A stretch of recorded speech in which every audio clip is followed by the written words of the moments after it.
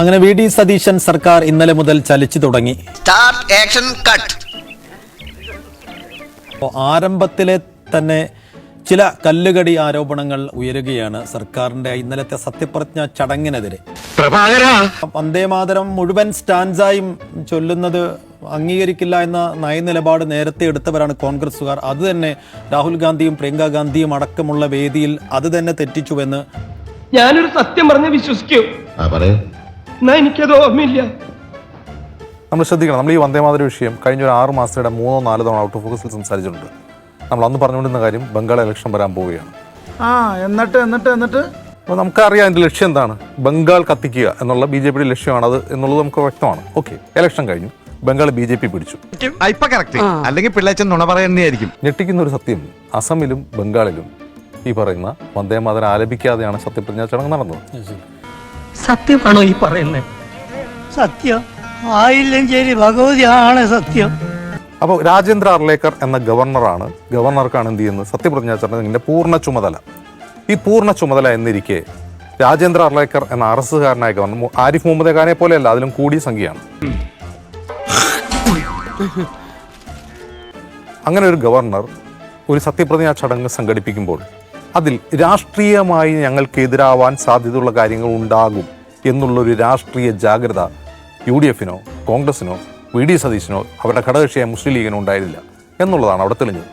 ഈ അറിവ് എവിടെ നിന്ന് കിട്ടി? പത്രത്തിൽ നിന്ന് അടിച്ചു മാറ്റിയതാ. കഴിഞ്ഞ 6 മാസമായി രാജ്യത്ത് ഡിബേറ്റ് ചെയ്യുന്ന ഒരു കാര്യമാണ് വന്ദേമാതരത്തിന്റെ ഇമ്പോസിഷൻ എന്നിരിക്കെ ഇത് ഞങ്ങൾ ഈ ഗാനം ആലപിക്കുമ്പോൾ എഴുന്നേറ്റ് നിൽക്കേണ്ടി വരുമല്ലോ, 6 സ്റ്റാൻസ് ഇവർ പാടുമല്ലോ, ഇവരതിനു വേണ്ടിയാണല്ലോ ഇത് ഉൾപ്പെടുത്തുന്നത് എന്ന് ചിന്തിക്കാനുള്ള രാഷ്ട്രീയ ജാഗ്രത ഇവർക്ക് ഉണ്ടാവണ്ടേ? അതെന്തുകൊണ്ടുണ്ടായില്ല?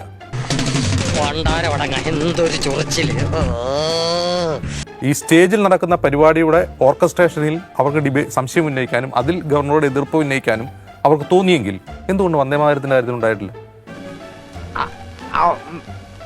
പറഞ്ഞിട്ടില്ല. ഇതൊരു ക്വസ്റ്റ്യനാണ്. കാരണം വന്ദേമാതരത്തെക്കുറിച്ച് കോൺഗ്രസിന് പതിറ്റാണ്ടുകളായി പരമ്പരാഗതമായുള്ള ഒരു നിലപാടുണ്ട്. അതിന് ആദ്യത്തെ സ്റ്റാൻസ് മാത്രമേ പാടേണ്ടതുള്ളൂ. മറ്റ് സ്റ്റാൻസുകൾ സർവാംഗീകൃതം അല്ല, എല്ലാവർക്കും സ്വീകാര്യമല്ലാത്തതുകൊണ്ട് സ്വാതന്ത്ര്യത്തിന് മുമ്പേ കോൺഗ്രസ് ത്യജിച്ച ഒരു കാര്യമാണ്. അത് ഇവരുടെ മേൽ, കോൺഗ്രസിന് മേൽ അടിച്ചേൽപ്പിക്കുകയാണ് ചെയ്യുന്നത്. അതൊരു തരം ക്രൂരമായ സാഡിസ്റ്റിക് പൊളിറ്റിക്കൽ മെന്റാലിറ്റിയാണ്.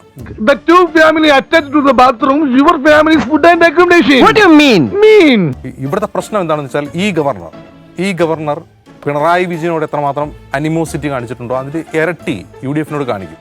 അതിനെ ഇഗ്നോർ ചെയ്തുകൊണ്ട് ഞങ്ങൾ കണ്ടില്ല കേട്ടില്ല എന്ന് നടിച്ചുകൊണ്ടാണ് സതീശൻ പോകാൻ ശ്രമിക്കുന്നതെങ്കിൽ അവർ കൂടുതൽ കുഴപ്പത്തിലേക്ക് പോകും.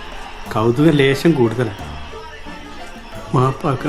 ഈ പറയുന്ന വന്ദേമാതരം ചൊല്ലുമ്പോൾ മൂകസാക്ഷികളായി ചുണ്ടനക്കാതെയൊക്കെ നിൽക്കാം എന്ന് കരുതിയിട്ട് അതങ്ങോട്ട് ഒരു നൈസായിട്ട് അങ്ങ് എസ്കേപ്പ് ആവാം എന്നുള്ളതാണ് UDF-ൻ്റെയും സതീശൻ്റെയും പ്ലാനെങ്കിൽ അത് ജനങ്ങളത് തിരുത്തും.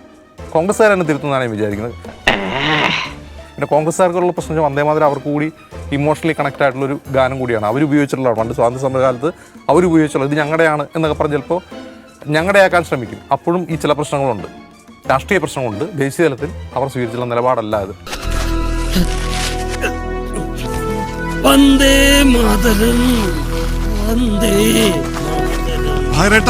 വിധവയാവുന്ന തോന്നുന്നു.